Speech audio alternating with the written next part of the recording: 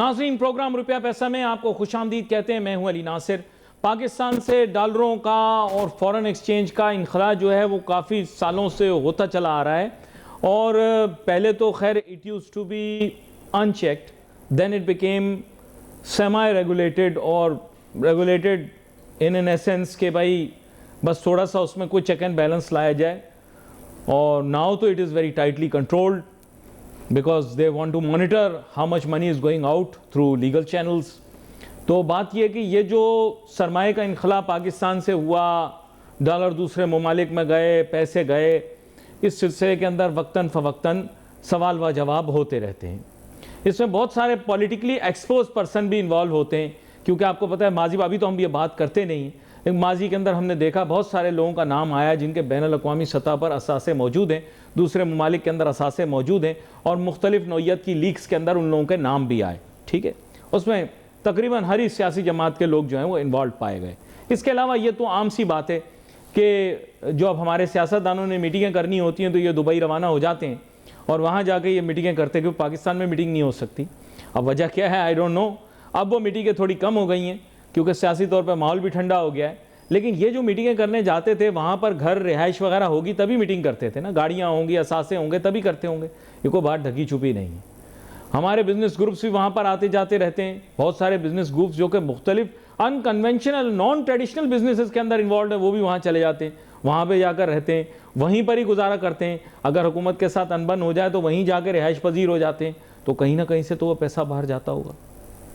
तो ये एक सवालिया निशान है कि हमारे मुल्क से पैसा दूसरे ममालिक में कैसे जाता है। फिर उसके अलावा मनी लॉन्ड्रिंग का सिलसिला भी है, यानी पैसे बाहर भेजकर घुमाकर वापस लेकर आना, एक दौर में वो भी चलता रहा।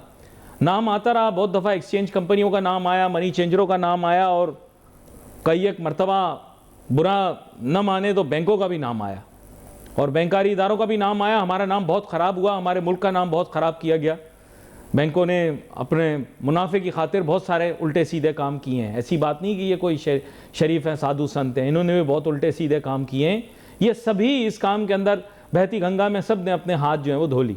ठीक है, अब बात यह है कि हाल ही में हमने देखा कि हमारे जो वज़ीर दाखिला हैं उन्होंने भी बयान दिया कि बड़े बड़े ट्रांजैक्शंस हुए हैं, और मालूमात के मुताबिक ये कि उसमें जो भी हुंडी हवाला या अनरेगुलेटेड फाइनेंशियल या अनडॉक्यूमेंटेड चैनल्स के ज़रिए बाहर के ममालिक के अंदर पैसे ले जाए गए, तो उन्होंने कहा कि इसमें आइडेंटिफाई भी हुआ है और मनी चेंजरों का नाम भी आया है।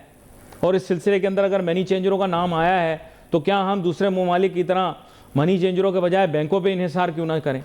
और फिर प्रॉब्लम यह है कि क्या बैंकों पे इन्हिसार करें, तो मौसूफ वज़ीर को यह भी कहना चाहूँगा कि बड़ी अच्छी बात उन्होंने की है, वो हमारी सहाफ़ती बिरादरी से ही ताल्लुक़ रखते हैं, बड़ी अच्छी बात उन्होंने की है। लेकिन बैंकारी इदारे अगर कोई ऐसे इस तरह का काम करें तो फिर उनसे भी पूछ होनी चाहिए, उनके साथ भी सख्ती होनी चाहिए, उनके साथ भी फिर नरमी नहीं बरतनी चाहिए।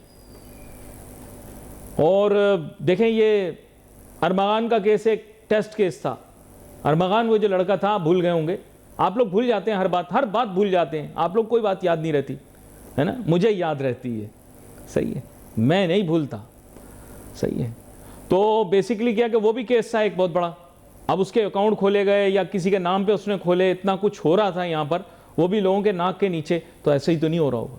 बैंकारी निज़ाम में बहुत सारी कमज़ोरियाँ हैं, और बात यह कि हमारे यहाँ निज़ाम में भी बहुत सारी कमज़ोरियाँ हैं। फिर ये कि स्टेट बैंक को जिम्मेदारी दी गई, वो FIA का जिक्र कर रहे थे, FIA का भी ज़ाहिरी बात है बैंकिंग पर भी इख्तियार है, बैंकिंग के मामलात को भी FIA, जब बैंकिंग सर्कल के अंदर आ जाती है चीज़ तो वो FIA उसको देखती है। अब का पता नहीं मुझे, पहले तो यही था, फिर बीच में नैब आ गई, नैब के पास बहुत सारे इख्तियारात आ गए, मुझे अब इस चीज़ का इल्म नहीं है कि अब सिलसिला क्या है। हाँ, ये फॉरेक्स वाले जो हैं इन पर तो FIA गहरी निगाह रखती है। अव्वल ये कि इसका पूरा एक सिस्टम होना चाहिए, हमारे यहाँ मॉनिटरिंग का पूरा सिस्टम होना चाहिए, फाइनेंशियल मॉनिटरिंग का।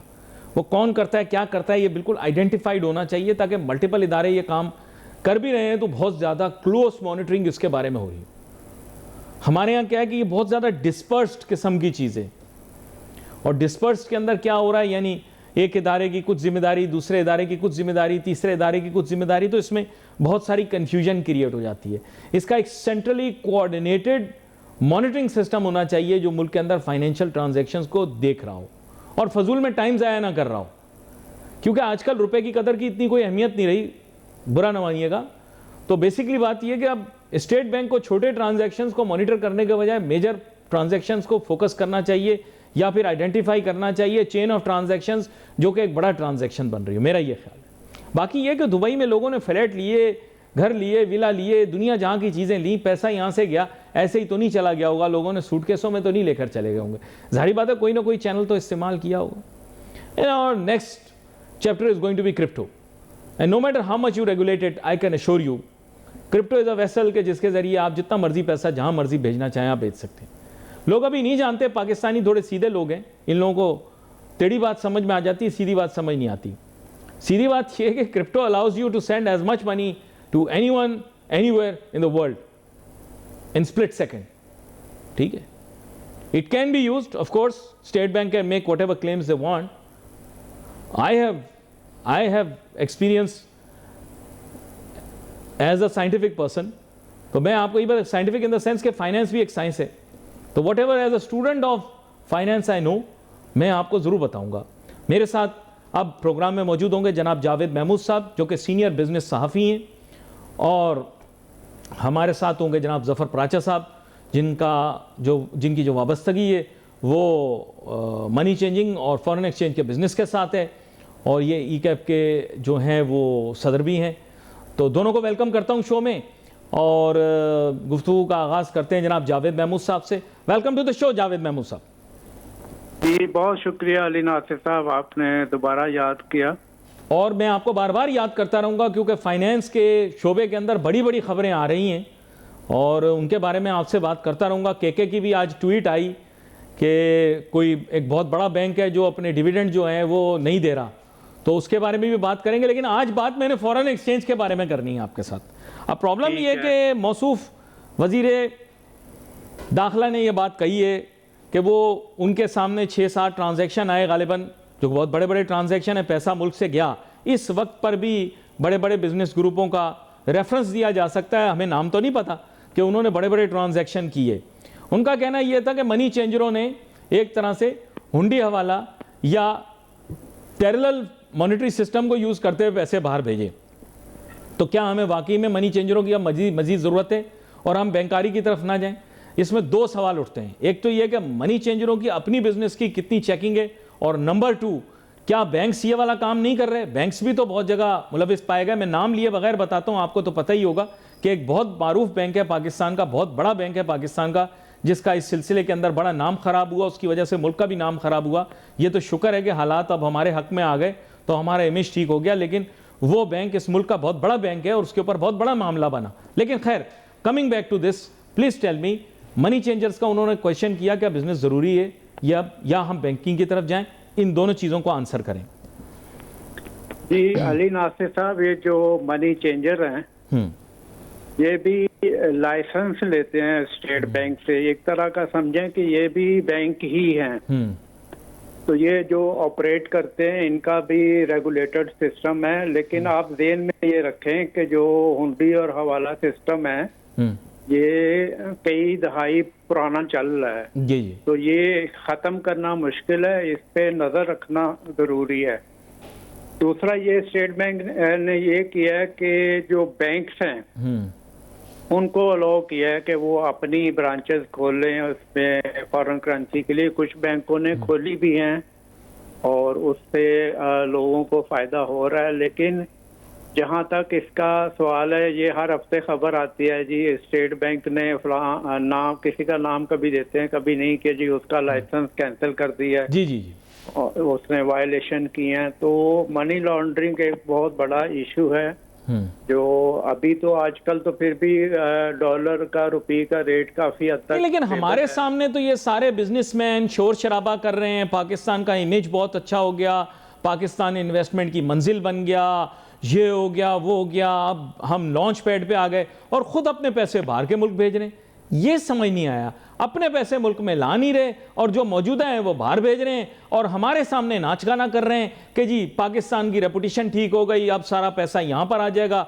जब किसी बिजनेस के गेस्ट को बुलाता हूँ वो आधा वक्त चापलूसी में निकाल देता है, तारीफ़ें कर कर की जो लोग हमारे यहाँ अहम ओहदों के ऊपर फाइज हैं उनकी तारीफ़ें करने में और मुल्क की रेपुटेशन और इमेज की बातें करने में। और तस्वीरें देखो तो बाहर के मुल्कों की लगी हुई है, बच्चे बाहर के मुल्क में रह रहे हैं, बिजनेस बाहर के मुल्क में चल रहे हैं। जी, ये आपने बड़ा अहम सवाल किया। हाँ, ये मैंने देखा है पिछले हफ्ते जो वजीर दाखिला हैं उन्होंने पाकिस्तानी बिजनेसमैनों से रिक्वेस्ट की है कि 30% फॉरेन एक्सचेंज जो है वो पाकिस्तान ट्रांसफर करें। जी, ठीक है, ये चलो एक मुल्क की पाकिस्तान की बेहतरी के लिए ये तजवीज़ तो अच्छी है, लेकिन इससे पहले अगर एक काम और हो जाए तो वो एक मिसाल बन जाएगा। वो ये है कि जितने सियासतदान हैं, हाँ बोलिए आए, जितने ब्यूरोक्रेट्स हैं, जिन्होंने पैसे ही बाहर रखे हैं, कारोबार बाहर रखे हैं, अगर वो 30 से 40% पहले ले आए तो अच्छा नहीं है। बहुत अच्छी बात है, ये तो बहुत खूबसूरत बात तो की आपने। मैं तो कहता हूं पहले डिक्लेयर कर लें, पहले डिक्लेयर कर दें, लाएं ना भी, पहले डिक्लेयर कर दें फिर ले आए, क्योंकि ये तो डिक्लेयर भी नहीं कर रहे हैं। आईएमएफ काफी अरसे से बोल रही है कि बता दो तुम लोगों के कहां पैसे, लेकिन ये लोग नहीं बता रहे, ड्रामे कर रहे हैं, कभी इधर भाग जाते हैं, कभी उधर भाग जाते हैं। जी, तो पहले हाथ उन पे डाले ना, क्या ख्याल है? बिजनेसमैन को तो करें जरूर उनको रिक्वेस्ट, लेकिन सबसे पहले ये ला के साबित करें कि जी इतने पॉलिटिशियन अपने पैसे बाहर से वापस लेके आ गए हैं, इतने ब्यूरोक्रेट्स हैं वो लेके आ रहे हैं, डिक्लेयर्ड भी हैं या डिक्लेयर कर रहे हैं, जो भी है। अगर वो करेंगे तो बिजनेसमैन समझेंगे कि ये सीरियस हैं। अच्छा, एक बात मैंने आपसे पूछनी थी, प्लीज बड़ी पोलाइटली मैं चाहता हूं कि आप इस चीज को हैंडल कीजिएगा। ये भी बात हो रही है पैसों का इनखला पाकिस्तान से बाहर जाने का।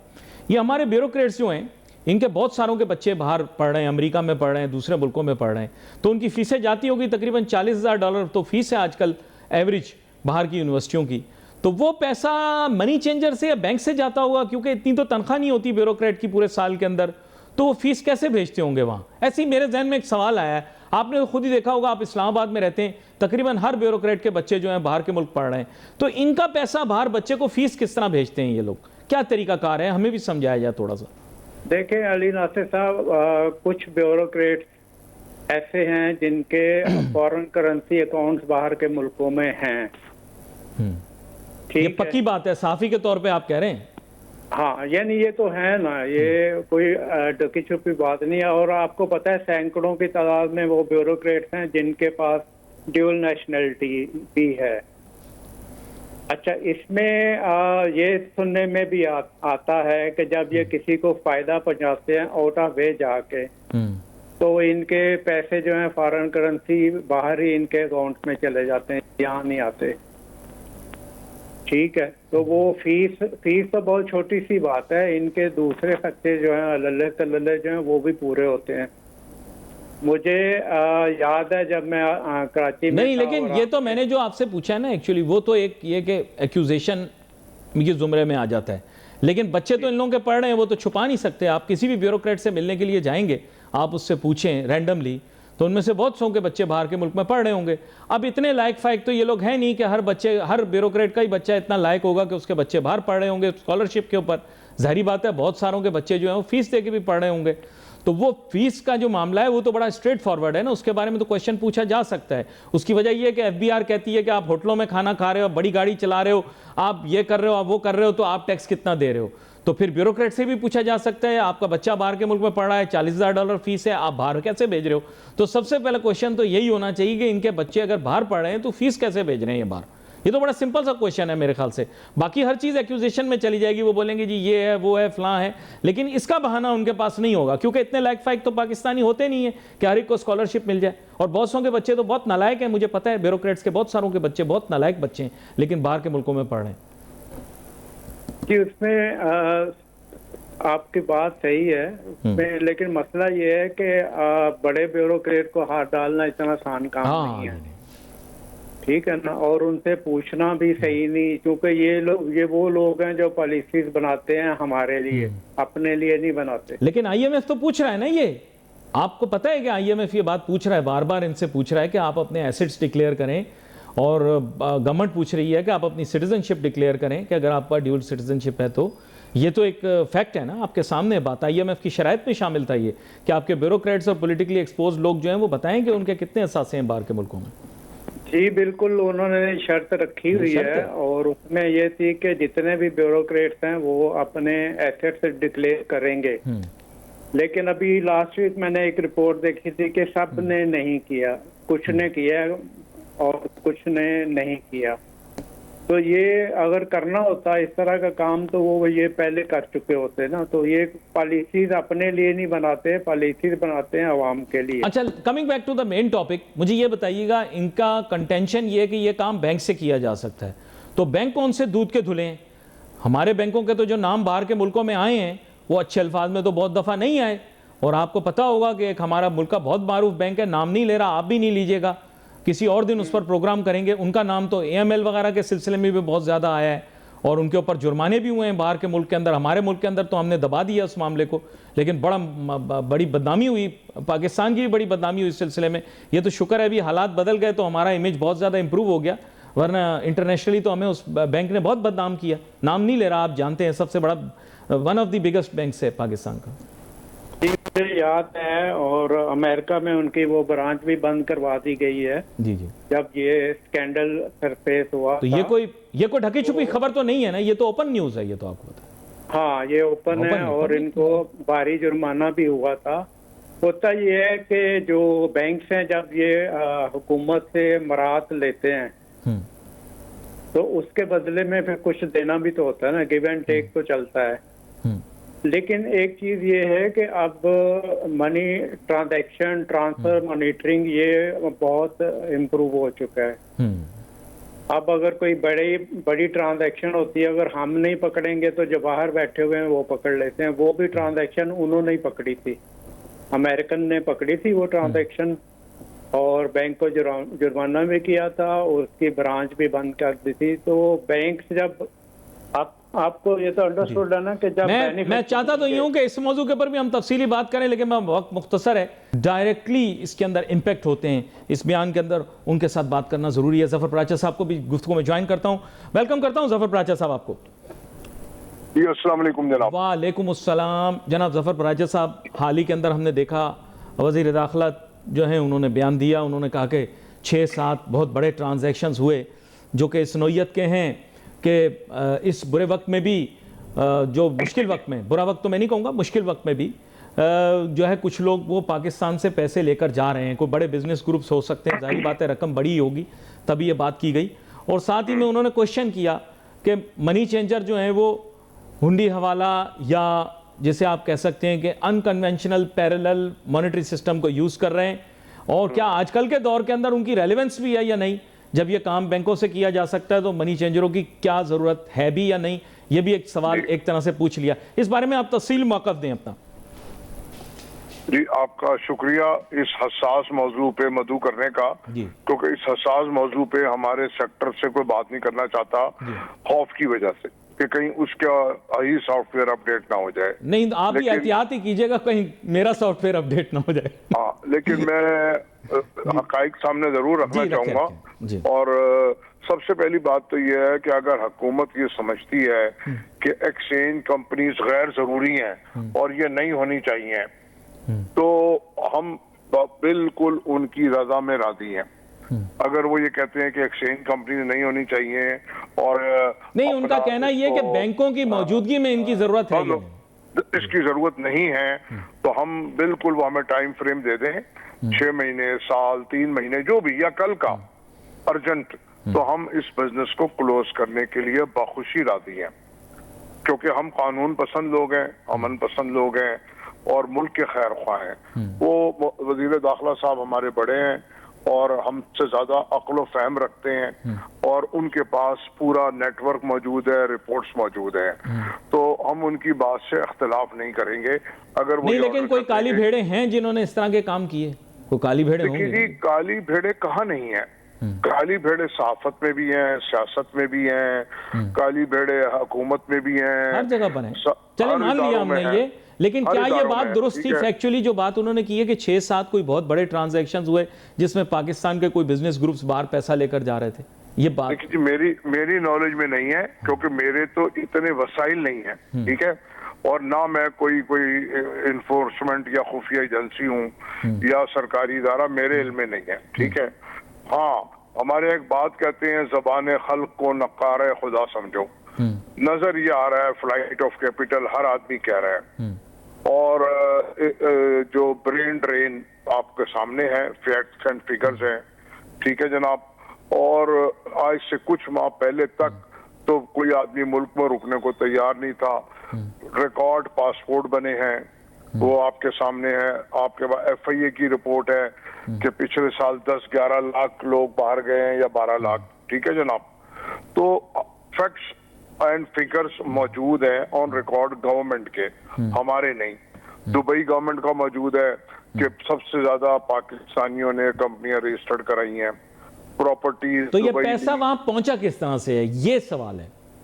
देखिए जी, जाहिर है इलीगल मीन से पहुंचा है। वजीर दाखिला साहब जो कह रहे हैं तो सही कह रहे हैं, इलीगल मीन से पहुंचा है। लीगल भी मीन से तो हमारे यहाँ जो लीगल तरीका था उसको तो हमने बहुत ज्यादा एक्सक्यूज कर दिया है।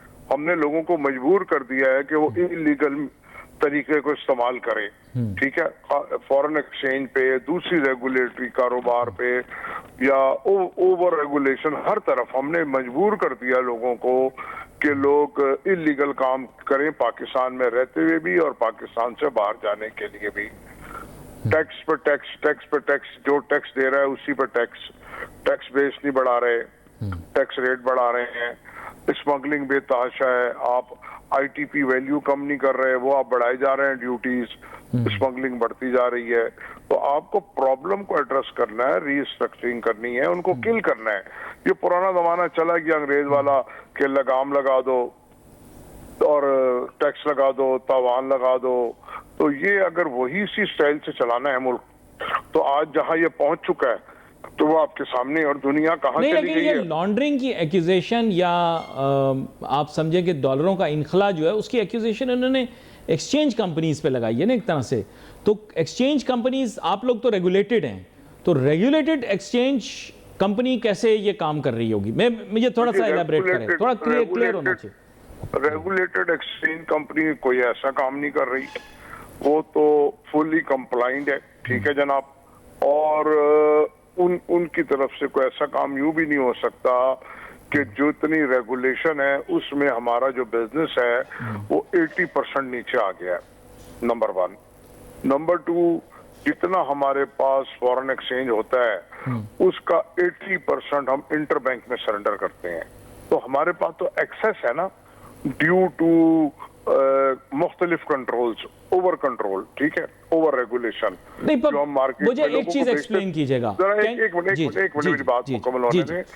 अगर मेरे पास वाफिर मिकदार में डॉलर्स ना हो तो मैं तो गवर्नमेंट को सरेंडर कर रहा हूँ 80%। अगर मेरे पास, मैं अगर एक्सचेंज कंपनी किसी ऐसे वैसे खुदा ना करे काम में हो तो वो तो 1% भी सरेंडर ना करे। हम तो मार्केट से कम रेट पे गवर्नमेंट को या इंटर बैंक में सरेंडर कर रहे हैं। तो ये तो बात लॉजिकली तो ये बात बनती नहीं है। क्या आप ऑफिशियल सिस्टम को एक्सप्लॉइट करके भेज सकते हैं डॉलर बाहर? यानी ऑफिशियल जो आपके पास सिस्टम है कंप्यूटर का? बिल्कुल नहीं। देखिए, वो हमारे, मैं कोई उनको चैलेंज नहीं करना चाहता, कोई उनसे दावा या बहस नहीं करना चाहता, बिकॉज ऑफ करंट सिचुएशन के कल को मेरे खिलाफ कोई एक्शन ना हो जाए, ठीक है। कोई मेरा रेगुलेटर या मेरा कोई सरकारी दफ्तर में, इट्स ओके। लेकिन ये कि मैं कह रहा हूँ through official channel you can not exploit the system. कोई लूपहोल नहीं है स्टेट बैंक के सिस्टम में। सुन ले कि मैं उनको, उनकी बात को ना चैलेंज कर सकता हूँ, ना मैं उनसे बहस मुबाहिसा कर सकता हूँ रेगुलेटर से। कल भी पता लगेगा सुबह मुझे शौकात आ गया या कहीं मेरी तलबी हो गई, ठीक है। लेकिन हकीकत यह है कि इसका दूर दूर इस बात से कोई ताल्लुक नहीं है, नंबर 1। और अगर ये आपके डॉलर्स बाहर गए, जो भी गया, तो हमारे सरकारी इदारे क्या कर रहे थे, ठीक है। तो यह तो उनकी कनाइवेंस थी या उनकी नेग्लिजेंस थी। नेग्लिजेंसी तो हो नहीं सकती, कनाइवेंस हो सकती है, जैसे FBR वगैरह की होती है टैक्स चोरी में। इसमें जैसे कल ही मैं पढ़ रहा था कि 300 किलो चांदी FBR वालों ने चोरी कर ली, या फंड खा गए, या कुछ कर गए, मकसद बेतहाशा बातें हैं। बेस में आईना दिखाएंगे तो फिर लोग बुरा मनाएंगे। तो कौन कौन सा इदारा है, कौन कौन सी जगह है जो करप्शन से मुल्क में बचा हुआ है? Corruption in billions and triple digit, can the money go? अच्छा, मैं फॉर माय ओन नॉलेज एक बात मैं और करना चाहूंगा सर, एक बात मैं और करना चाहूंगा कि जैसे बातें आजकल हो रही हैं कि एक्सचेंज कंपनीज प्राइवेट सेक्टर में नहीं होनी चाहिए, बैंक्स में होनी चाहिए, ठीक है। अब हम वापस जा रहे हैं 50-60 साल पीछे। पहले हमने पहले हमने नेशनलाइजेशन की और अब हम प्राइवेटाइजेशन में जा रहे हैं, ठीक है। और एक्सचेंज कंपनी में हम नेशनलाइजेशन में जा रहे हैं। यानी कि बेतहाशा कारोबार ऐसे हैं हैं, गवर्नमेंट भी है, प्राइवेट लोग भी हैं। मैं मिसाल दूंगा स्टॉक एक्सचेंज की, उसके अंदर प्राइवेट लोग भी हैं, बाद में बैंक्स भी आ गए और इदारे, सरकारी इदारे भी आ गए। इसी तरह मैं बात करूंगा लीजिंग कंपनी की, इंश्योरेंस कंपनी की, और मैं बस जो भी आप। लेकिन एक स्ट्रेट फॉरवर्ड क्वेश्चन, क्या मनी चेंजरों का काम आज ये लोग बंद कर दे? मैं हाइपोथेटिकली कह रहा हूं, 3 महीने बाद, 6 महीने बाद, 1 साल का हुंडी हवाला खत्म हो जाएगा? ये मैंने पूछना है आपसे, क्योंकि हमारे हुंडी हवाला बढ़ जाएगा, नंबर 1। नंबर 2, बैंक्स के हाथ में जाएगा तो ब्लैकमेलिंग बढ़ जाएगी, बैंकों के प्रॉफिट बढ़ जाएंगे, आप देख लें, और वो सारा प्रॉफिट बाहर चला जाएगा जो उनके बाहर के मालकान हैं। अभी जो कॉम्पिटिटिव रेट पे अच्छी सर्विस दी जाती है, पर्सनलाइज सर्विस दी जाती है, वो कुछ भी नहीं होगा। अब तो हमने तकरीबन 40 साल लगा के ये मार्केट डेवलप की, तो अब बैंकों की और दीगर इदारों की राह टपक रही है कि इस सेक्टर को हम छीन लें, ठीक है। और एक्सचेंज कंपनीज तकरीबन $10 बिलियन लेके आती हैं विदाउट इंसेंटिव और रिबेट।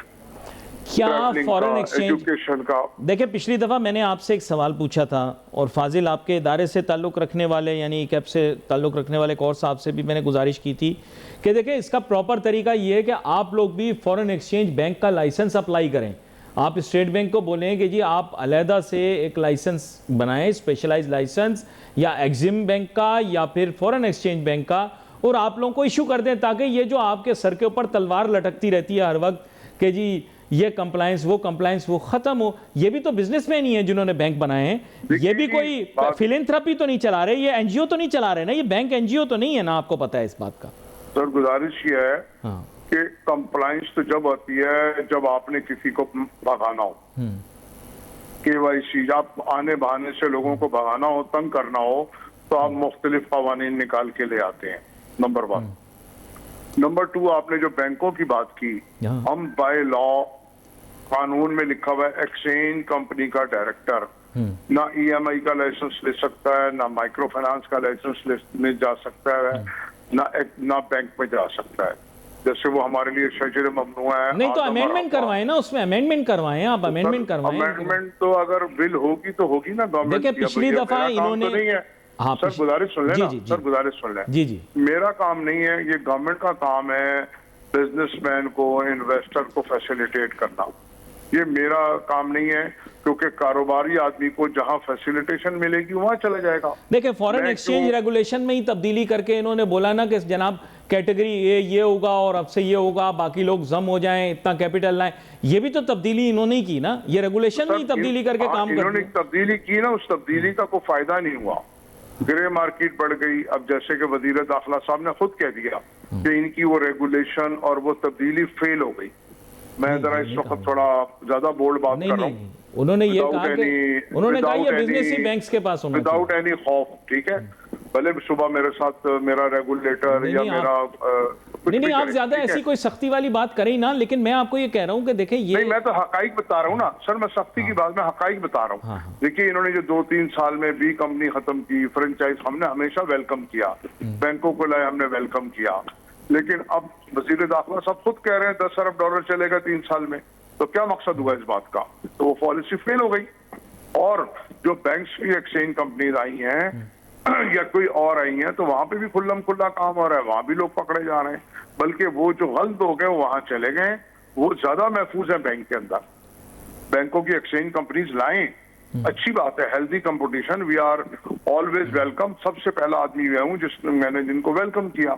तो मेरा कहना ये है कि लेकिन इक्वल प्लेइंग फील्ड होना चाहिए। और अगर आप ये कह रहे हैं कि एक्सचेंज कंपनीज के जरिए $3 अरब गए, $10 अरब गए, अगर इनकी जगह मैं हूं, मैं कल का बंद करता आज बंद कर दूं, मैं तो कहूंगा आज ही बंद कर दें।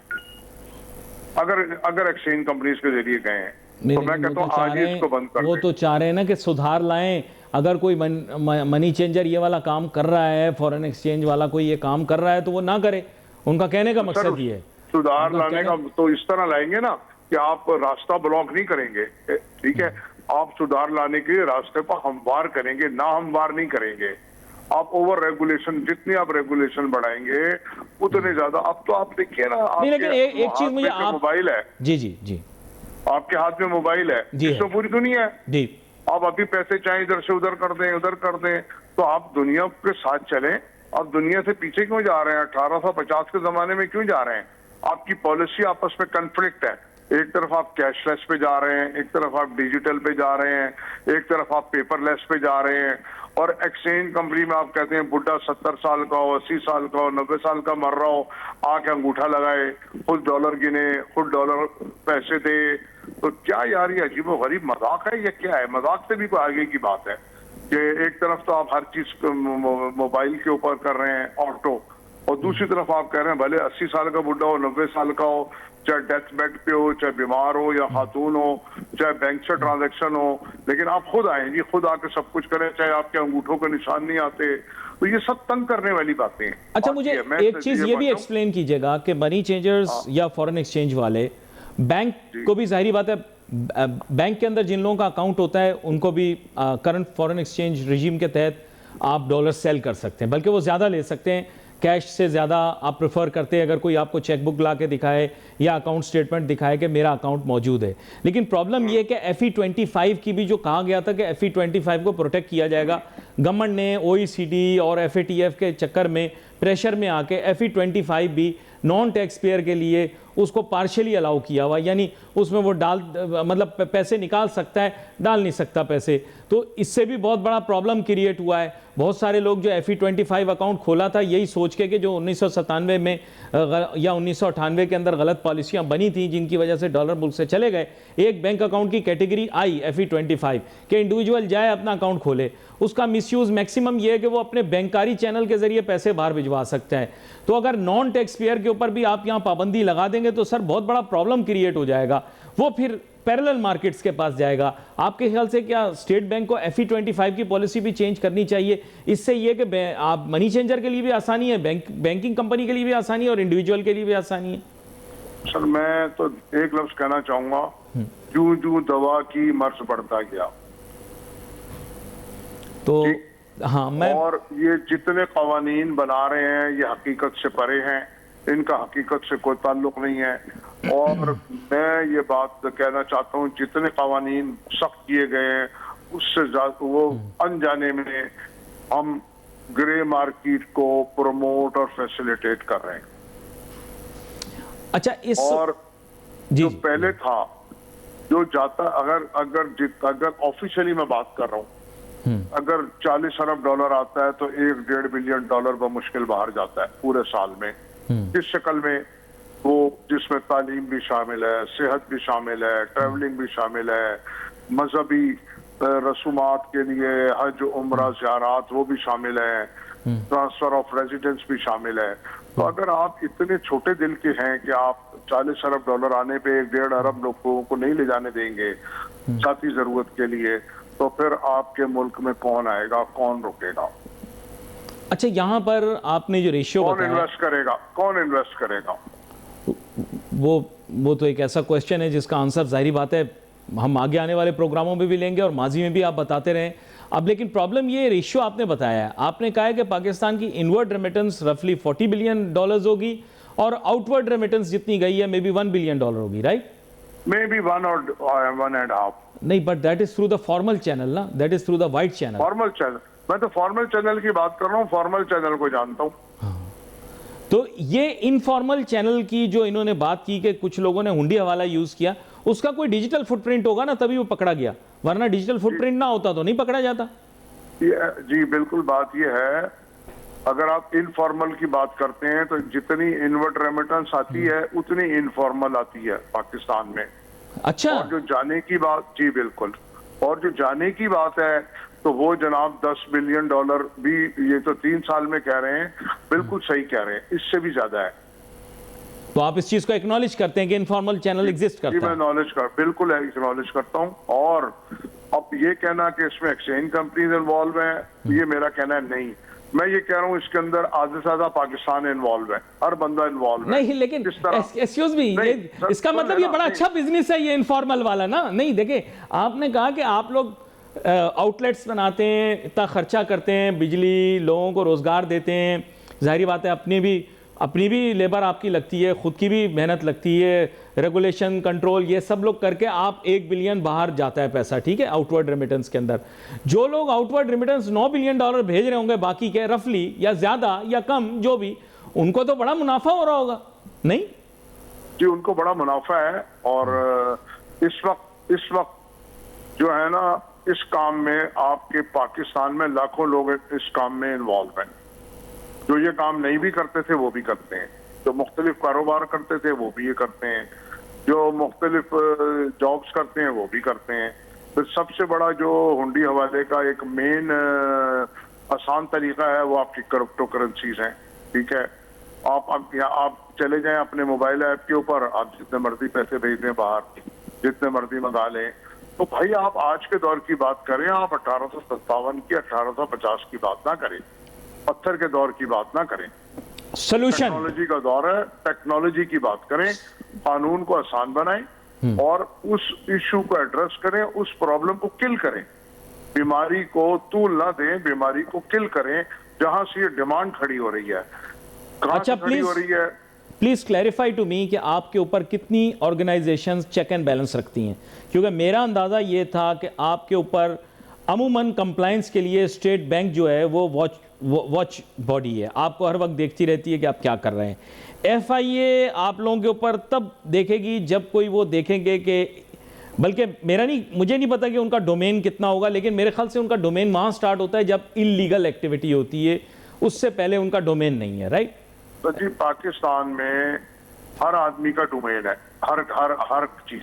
क्यों कि पाकिस्तान में कोई अकाउंटेबिलिटी तो है नहीं। जो मर्जी जिसको नोटिस दे देता है, जो मर्जी जिसकी नहीं, दुकान लेकिन सील कर देता है, कारोबार के तहत क्या है, सील कर देता है। नहीं ऑन पेपर क्या है ये बताएं ना मुझे, ऑफिशियली आप मुझे। तो सर हमारे पास दसियों हमारी एजेंसीज हैं जो हमसे सवाल जवाब करती हैं। ऑफिशियली आप स्टेट बैंक के अंडर में आते हैं, राइट?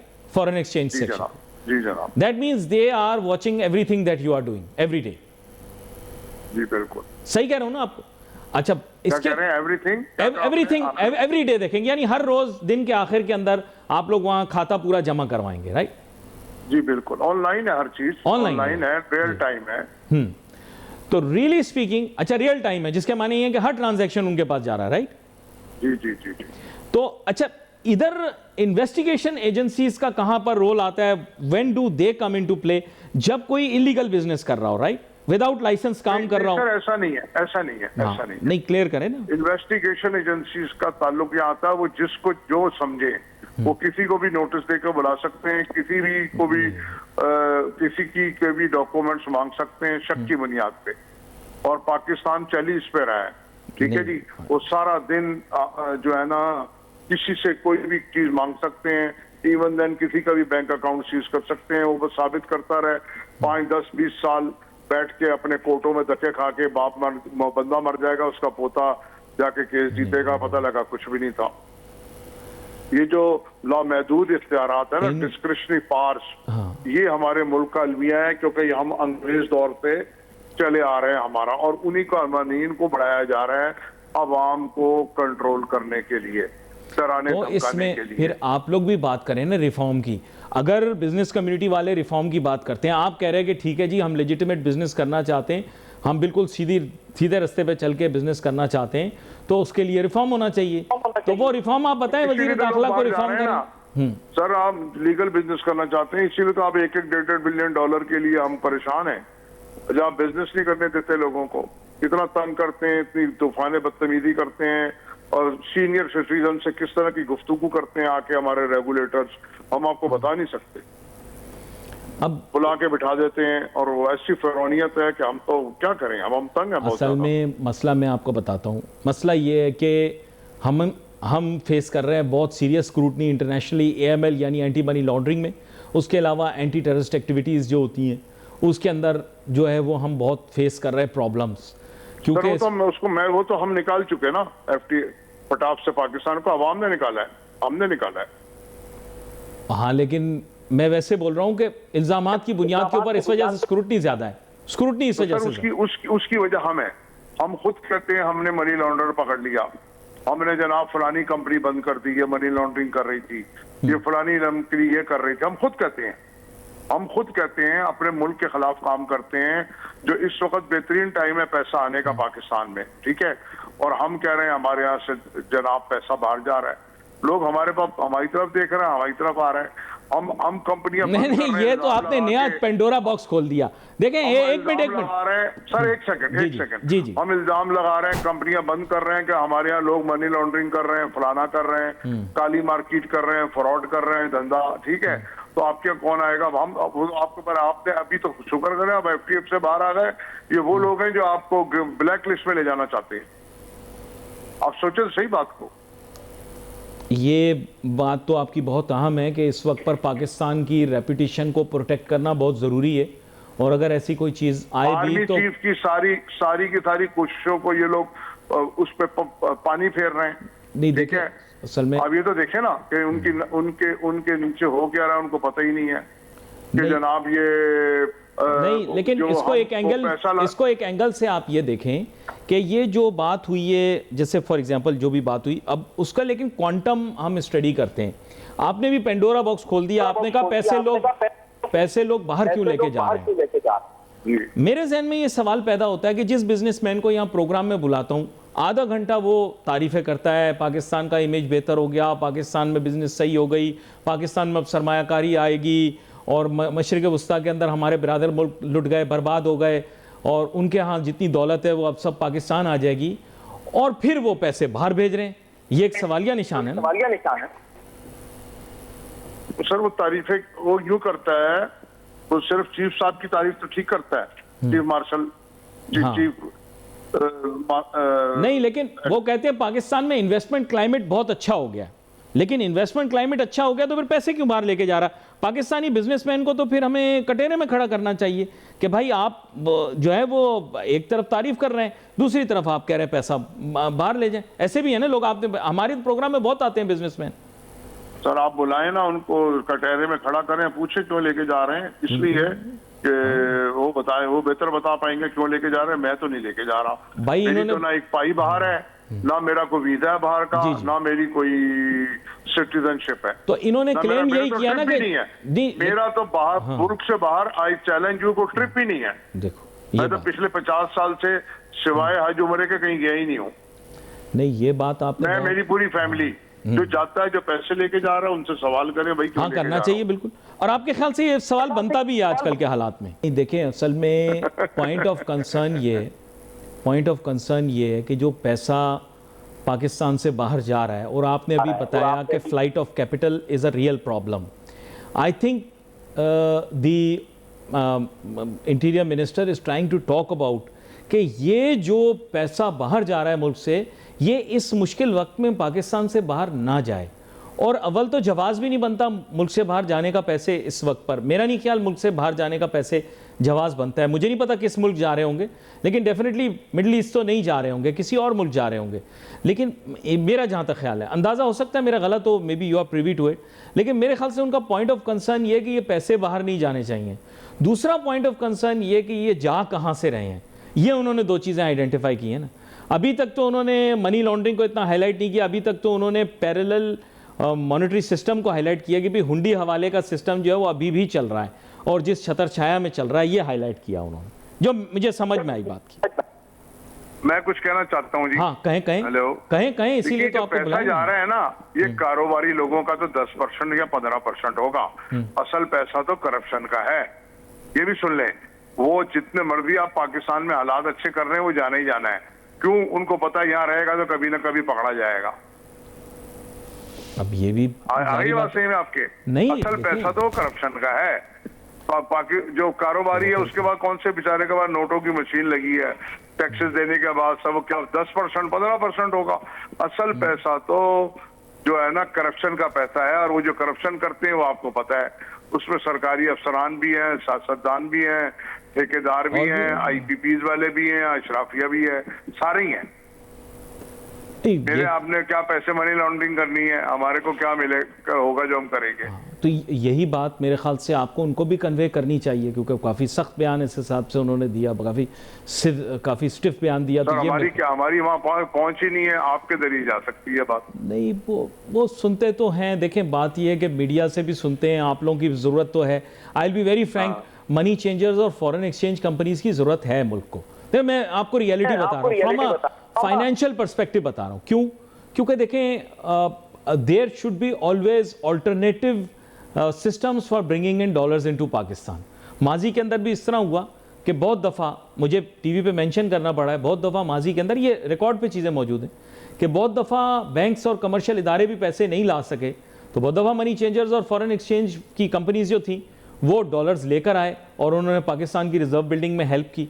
तो ऐसी बात नहीं, हम किसी के वो नेगेटिव बात नहीं कर रहे, लेकिन एम ये है कि I personally feel that if a statement like this has come, of course it is trying to highlight the problem of money going outside of Pakistan, और उसको भी आपने हाईलाइट कर दिया। जाहिर बात है, if there is any wrong doing, और जैसे आप कह रहे हैं कि उसमें रॉन्ग डूइंग का पैसा भी होगा, तो डेफिनेटली वो आई थिंक इदारे जो मौजूद हैं उनको हाईलाइट करना चाहिए कि भाई इसमें रॉन्ग डूइंग का पैसा भी जा रहा है, और शायद रॉन्ग डूइंग का ही पैसा था तभी आइडेंटिफाई हो गया। ये भी मैं आपको बता दूं जफर पराचा साहब, वो प्राइवेट होता तो पता नहीं लगता, शायद किसी की रॉन्ग डूइंग का पैसा था इसलिए पता लग गया। तो ये एक बैलेंस्ड अप्रोच मैं लेकर चल रहा हूँ जी। सही बात। तो बात ये कि जैसे आपने कहा कि हालात वाक़यात और मामलात के तहत आजकल ज़रा एहतियात से ही चलना पड़ता है भाई। खाने में ज़्यादा नमक भी ना पड़ जाए, ज़्यादा मिर्च भी ना पड़ जाए, हैं, ज़्यादा फीका भी ना हो जाए, क्या पता कब किसका दिल चाहे वो सालन डोल दे। ऐसे भी होता था ना एक दौर के अंदर कि वो जो घर का बड़ा होता था वो सालन डोल देता था, कहता था क्या पकाया है। भी अगर साहब का मूड खराब होगा तो खाना फिर भी शामत आता। वो एक अलहदा बात है। ये लेकिन आपने अच्छा किया कि आपने हाईलाइट कर दिया कि सिस्टमिक, यानी जो एग्जिस्टिंग सिस्टम है उसके अंदर आप लोग हुंडी हवाला नहीं कर सकते, बैंकिंग सिस्टम को मैनिपुलेट नहीं कर सकते, इंटरनेशनल ट्रांजैक्शनरी सिस्टम को मैनिपुलेट नहीं कर सकते। ये प्रोविजन आपके पास नहीं है, राइट? बिल्कुल, ये क्लियर आपने कर दिया है। And you have to adhere by the foreign exchange regulations that are implemented on money changers and foreign exchange companies। और अब तो सिर्फ foreign exchange companies रह गई हैं, money changers नहीं रहे as of such। Am I correct? बिल्कुल। कैटेगरी B, C वो तो कुछ भी नहीं है ना अब। now they are only foreign exchange companies, तो that means सर एक और बात है, इसको क्लियर करें। हाँ, जो पैसे बाहर जा रहे हैं, मैं कैटेगरी के लिए कह रहा हूँ, कारोबारी आदमी के पास तो पैसे ही नहीं है, उसके बाद बच्चा क्या है, उसके बाद तो बच्चा ही कुछ नहीं है, ये तो पैसे ही सारा करप्शन का है। अभी भी एक एक्विजिशन है, जाहिर बात है उसके ऊपर गवर्नमेंट को एक्शन लेना चाहिए। अगर डेफिनेटली इसके अंदर कोई आमेजिश है करप्शन की, या जैसे आप कह रहे हैं कि इसमें एक सब्सटेंशियल अमाउंट है जो कि करप्शन का जा रहा है, तो obviously government should identify, they are organisations there who should be identifying. और जैसे मैंने आपको बोला कि since they may have been identified, there is most likely कि वो इसी कैटेगरी का हो तभी पकड़ा गया, क्योंकि अगर प्राइवेट होता तो वो प्राइवेट पार्टीज के दरमियान होता, पता किसी को ना चलता। तो आई एम श्योर कि there may be an element, हो सकता है गेस वर्क, कि इसमें अगर कोई ऐसी रॉन्ग डूइंग का पैसा था तो ही ये पकड़ा गया। अच्छा, इसके अलावा एक चीज़ आपसे और पूछनी थी कि now Afghanistan does not enjoy the foreign exchange from Pakistan, is it correct? काफी हद तक ये बात ठीक है, लेकिन फिर भी आपको अपनी जमीनी हकाइक से आप आंखें बंद करेंगे तो आप नुकसान उठाएंगे, क्योंकि जितनी अभी भी हमारे उनके मुश्तरका जो रहते हैं लोग इधर भी उधर भी आते जाते हैं, तो अगर मैं ये कहूँ कि ऑल इज ओके, तो ये भी ज्यादती होगी मुल्क के साथ। तो बॉर्डर पे जो फॉरेन एक्सचेंज की मार्केट थी जिसे हाईलाइट किया जा रहा था कि जी जो बॉर्डर पे मार्केट है या बॉर्डर के नज़दीक जो मार्केट है वहाँ पर रेट वही होना चाहिए, तो are those market still there और they are not there? Clear जवाब। नहीं देखिए वो तो नहीं है ना, लेकिन आपका जो बॉर्डर है कई 100 किलोमीटर लंबा है, हमने फेंस लगा दी है, अच्छा किया है, लेकिन उसके बावजूद भी वो फेंस कहीं फट जाती है, कभी वो जो आपके ड्रोन है छोटे मोटे उनके जरिए स्मगलिंग हो जाती है, तो या ट्रेलर के जरिए हो जाती है जो सामान आता जाता है, तो स्मगलिंग चल रही है। तो कि लॉ एनफोर्समेंट एजेंसी खास तौर पे हमारा आर्मी चीफ, उनकी टीम, ISI के चीफ, उनकी टीम ने बहुत ज्यादा कंट्रोल किया, बहुत ज्यादा मुल्क के हालात अच्छे किए हैं, लेकिन उनके खिलाफ भी तो एंटी स्टेट एलिमेंट्स भी तो है ना, और वो हमारे अंदर ही हैं, उसमें सियासी जमातों के लोग भी हैं, उसमें अच्छा, लेकिन भी हैं। मुझे एक चीज आपसे पूछनी थी, ये जो फॉरेन एक्सचेंज कंट्रोल है ये that is implemented as of today, that means foreign exchange control के मुताबिक जो बंदा पाकिस्तान से एग्जिट कर रहा है वो मिनिमम कितने पैसे ले जा सकता है, कोई लिमिट? $5,000 ले जा सकता है, दैट इज इररिस्पेक्टिव वो किस बॉर्डर से बाहर जा रहा है, राइट? बाहर जा रहा है, जी बिल्कुल। तो $5,000 तो अफगानिस्तान में कम है। हाँ, ये मैं आपसे पूछ, हाँ, अफगानिस्तान के बॉर्डर पे कम है, that means they cannot take so many dollars out of Pakistan, right? जी बिल्कुल। ये मैं आपसे इसलिए पूछ रहा था क्योंकि इसमें कस्टम्स एक्ट भी इन्वॉल्व हो जाता है definitely, and customs also has very important role to play here. Obviously इसमें लाइक आई सेड के सब्सिडियंट इतने ज़्यादा ऑर्गेनाइजेशंस हैं which are involve, there is currency control is another field, then customs act is another, of course FIA, anti money laundering, anti terrorist activity, so many things are there. उन सब elements को इसमें join together करना बड़ा मुश्किल काम है। Let's hope that we can fix the problem and these people can sit down and get the country going in the right direction। आपका बहुत शुक्रिया जनाब ज़फ़र बराचा साहब, आप शो में हमारे साथ शामिल हुए। बड़े अहम नुकात के ऊपर आज बात हो रही थी, और जाहिर बात है जो मामलात हैं मनी लॉन्ड्रिंग के, इसके अलावा इनखला के डॉलर से पाकिस्तान से जो जा रहे हैं बाहर के ममालिक के अंदर, फ्लाइट ऑफ कैपिटल हो रहा है, जिसके जो आम वर्ड हम यूज़ करते हैं। बात यह है कि मैं ताजिर सनतकारों से सवाल पूछना चाहूँगा कि हमारे प्रोग्रामों में आकर तारीफ़ें करना कि मुल्क में सरमायाकारी का माहौल जो है बिल्कुल साजगार हो चुका है, हमारे मशरिक़ वस्ता के भाइयों का कारोबार जो है बिल्कुल ठप हो चुका है, वहाँ से सारा सरमाया पाकिस्तान आ जाएगा, हमारे अपने पाकिस्तानी जो दूसरे ममालिक के अंदर रहते हैं वो अपना सारा पैसा पाकिस्तान लेकर आ जाएंगे। जब हम उनसे तवक्कुआत लगाए बैठे हैं तो आप लोग अपने पैसे दूसरे ममालिक में क्यों भेज रहे हैं? आपको क्या खौफ है? आप ऐसा क्यों कर रहे हैं? और वो भी हुंडी हवाले के ज़रिए भेज रहे हैं। मैं तो नहीं कह रहा, ये तो आपको पता है सरकारी ज़राए उससे सामने आई। मेन एम ये कि इस वक्त के ऊपर हमें खुद से ये सवाल पूछना है कि क्या हमारी ताजिर सनतकार बिरादरी, क्या हमारी सरमायाकार बिरादरी इस मुल्क के साथ लॉयल है या नहीं है। बार बार ये बहाना देना कि हम कबूतर हैं, गोली चलेगी हम भाग जाएंगे, हम कबूतर हैं कोई ख़तरा होगा हम भाग जाएंगे, तो भाई ऐसे कबूतर जो भाग जाएं और कोई पैगाम भी लेकर ना जाएं, तो आप मुझे बताएं कि उनके लिए क्या मुल्क की पॉलिसियाँ तब्दील होती? फिर मैं कभी सरकार के ऊपर तनकीद नहीं करूंगा कि उन्होंने बिजनेसमैनों की, इंडस्ट्रियलिस्ट की और इन्वेस्टर्स की बात ना सुनी, क्योंकि अगर हमारे इन्वेस्टर्स, हमारे बिजनेसमैन, हमारे इंडस्ट्रियलिस्ट इस तरफ फोकस नहीं करेंगे, हुंडी हवाला का इस्तेमाल करके पैसे बाहर भेजेंगे, तो ये एक बहुत बड़ा सवाल या निशान पैदा हो जाएगा कि दूसरी तरफ हमें कहते हैं कि कुदरती गैस हमारे हवाले कर दो, बिजली हमारे हवाले कर दो, हर चीज़ हमको दे दो, पानी हमें दे दो, तुम लोग कुछ ना लो क्योंकि हमारी फैक्ट्री चलेगी तो तुम्हारा चूल्हा जलेगा।